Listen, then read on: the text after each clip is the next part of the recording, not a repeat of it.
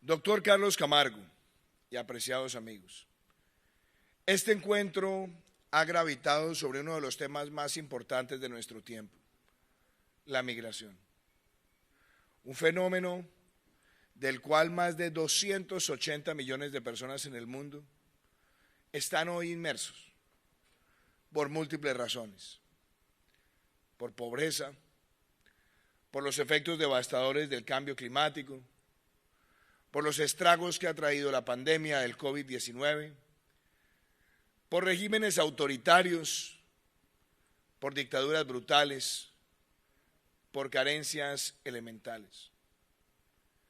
Son millones de personas que transitan por el mundo buscando visibilidad, buscando reconocimiento, buscando refugio, buscando alimento, sencillamente teniendo la posibilidad de acercarse a una vacuna o a una mínima atención nutricional para sus hijos.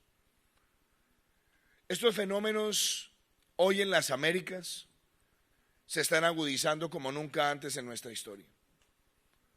Hoy nuestro continente está viviendo la más cruda de las crisis migratorias de toda la humanidad en este momento.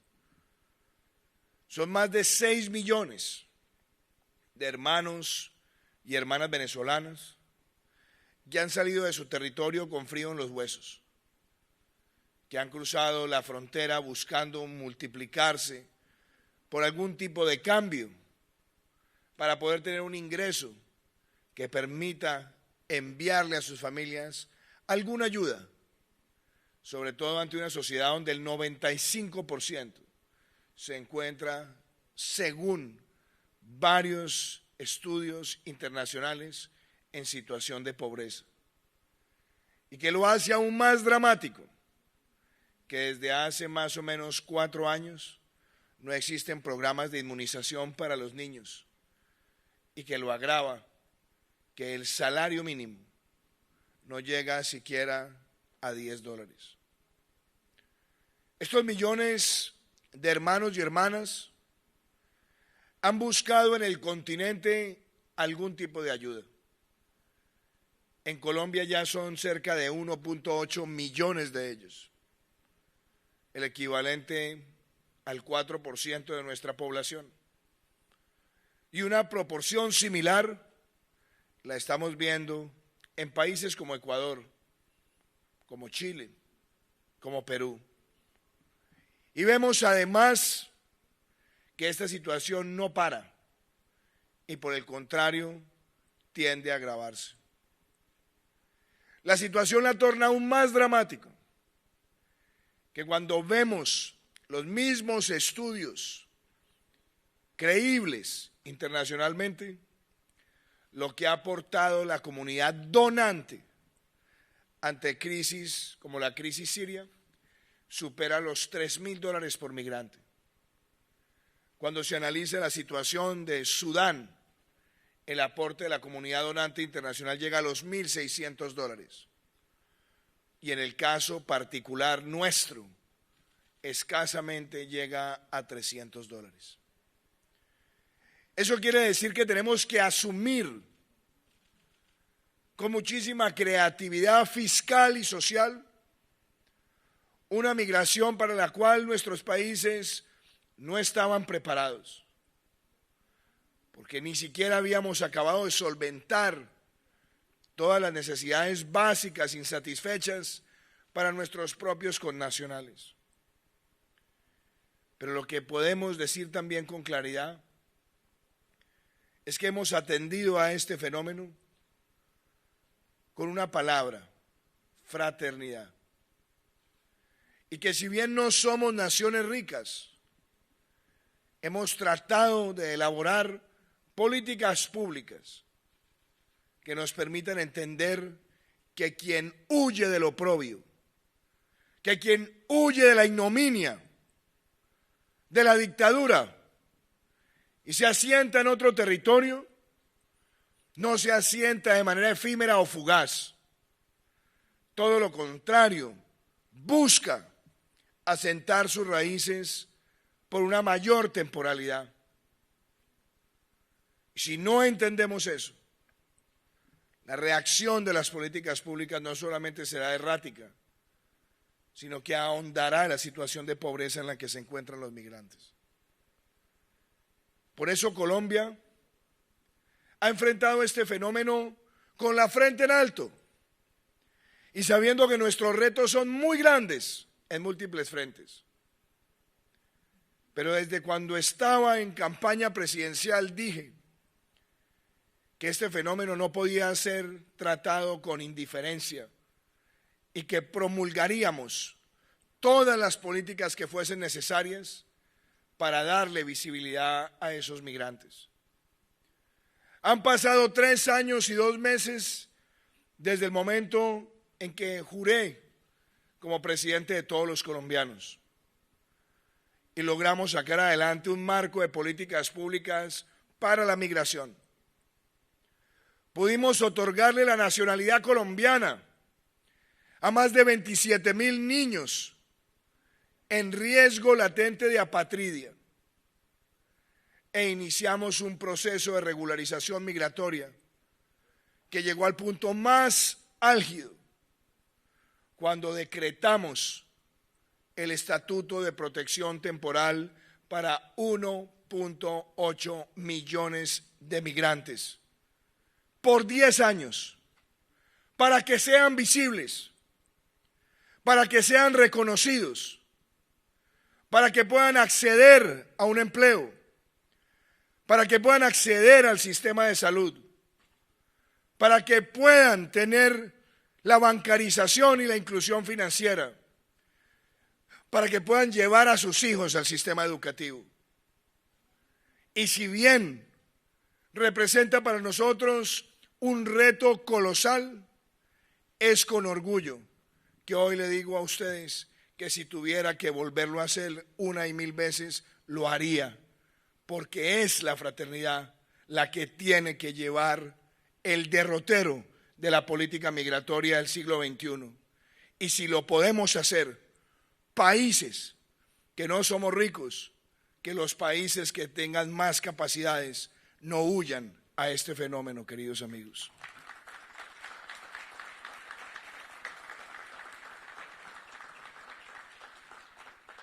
Sobre esa misma base es que hemos hecho un llamado también para que la comunidad internacional actúe con celeridad. Hemos recibido un importante apoyo de la Organización Internacional de las Migraciones, de la Oficina del Alto Comisionado de las Naciones Unidas para los Refugiados, de varias agencias de cooperación bilateral, entre las que quiero destacar el apoyo de la Agencia de Cooperación de los Estados Unidos, la Unión Europea, España, que hoy nos permiten tener cerca de 1.4 millones de migrantes, de los 1.8 millones que les mencioné, con registro biométrico, con un registro en línea, que será cruzado con todas las bases de datos y que nos permite ya empezar a entregar tarjetas del Estatuto de Protección Temporal. Hace tan solo una semana llegábamos a una de las veredas que tiene Cundinamarca, a la vereda de Márquez, en el municipio de La Calera. Nos acercábamos a un taller mimetizado en la ruralidad, y nos encontrábamos con ese primer receptor de la tarjeta del Estatuto de Protección Temporal. Un ingeniero mecánico que salió de Venezuela buscando esperanzas, que llegó hasta el sur del continente y tuvo que regresar buscando dónde asentarse hasta que finalmente encontró su destino en este territorio. Él fabrica carrocerías y trailers para distintos servicios y solamente podía mostrar con una sonrisa y una lágrima en su rostro, cómo acariciaba esa tarjeta, porque entendía que no se trata de un documento, sino de un pasaporte a la verdadera existencia civil en nuestras sociedades.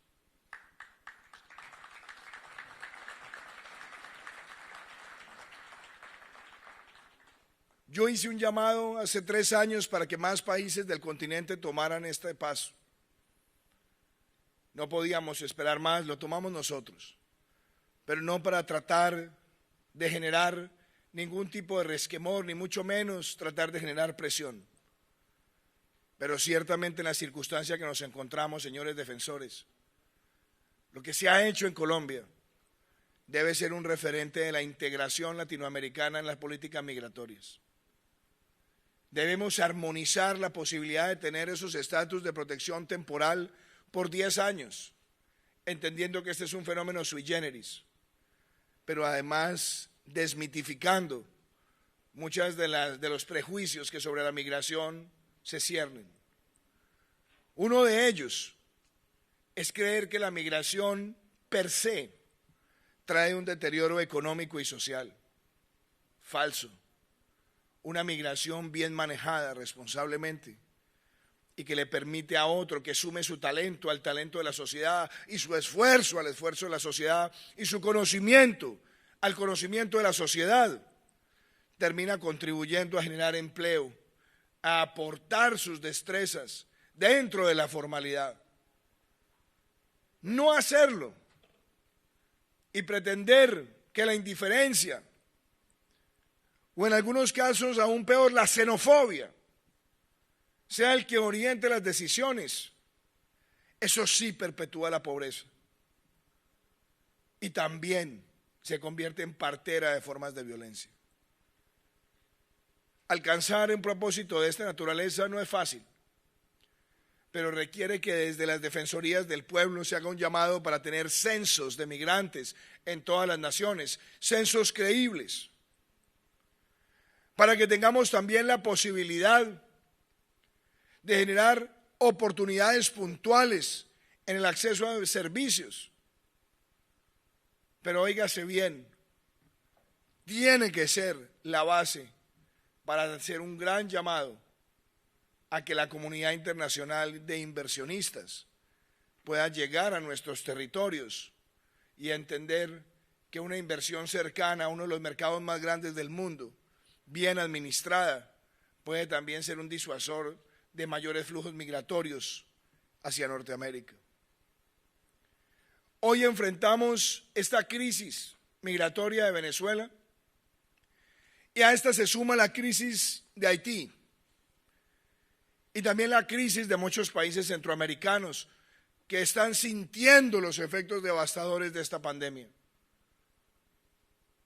Y la mejor manera de enfrentarlo no es simplemente aspirar a que alguien ponga en riesgo su vida para cruzar una frontera jugándose toda su existencia y teniendo además la preocupación de sus familiares a la distancia. Hoy tenemos que hacer un llamado para que las naciones más ricas y poderosas, y sobre todo bajo las estrategias de lo que se ha llamado el nearshoring, el reasentamiento de la inversión que estaba desplegada en el mundo en nuestros territorios, generen la suficiente inversión, la suficiente oportunidad y el suficiente empleo para disuadir la tentación de la migración ilegal. Ese camino lo tenemos que abordar y tenemos que hacerlo de manera coordinada. Pero señores defensores, hablar sobre estos fenómenos humanitarios y fraternos también requiere que seamos claros y precisos frente a sus causas. En alguna ocasión, el expresidente de los Estados Unidos, John F. Kennedy, cuando su padre era embajador en el Reino Unido, escribió un libro que se llamaba ¿Por qué dormía Inglaterra?, donde él narraba cómo se enquistó brutalmente en Europa el nazismo. Hoy bueno sería utilizar algunas de esas referencias y preguntarnos en qué momento se durmió Latinoamérica cuando vimos que democracias mutaran hacia ser dictocracias y después en dictaduras. Hoy ustedes son guardianes en sus naciones de la Carta de San José, de la carta que tiene el sistema y la declaración de los derechos humanos en nuestro continente. Y no podemos ser indiferentes frente a las dictaduras que están causando estas crisis en Venezuela, o las que ya perdieron cualquier tipo de respeto frente a cualquier orden, como lo hemos visto dolorosamente en Nicaragua, y justamente hoy cuando vimos el brutal arresto del representante de la agremiación del sector privado, quien junto con otros candidatos y líderes de la prensa están siendo vilipendiados, arrinconados, matoneados para garantizar una nueva aspiración dictocrática de Daniel Ortega. Los defensores del pueblo de Iberoamérica y todos los que defendemos la Carta Interamericana tenemos que levantar nuestra voz frente a estos fenómenos. Dejarlos cabalgar será ver nacer nuevas crisis, nuevos fenómenos migratorios violentos, nueva destrucción. Y nosotros tenemos todos que ser capaces de llamar las cosas por su nombre. Quien pretenda pisotear el orden de los derechos humanos en el continente, quien pretenda pisotear la Carta Democrática, tiene que ser llamado dictador. Y no podemos ser consuetas, ni cómplices silenciosos, ni mucho menos mantener diplomacias melifluas con quienes están acabando la estructura de la democracia, que son los derechos humanos.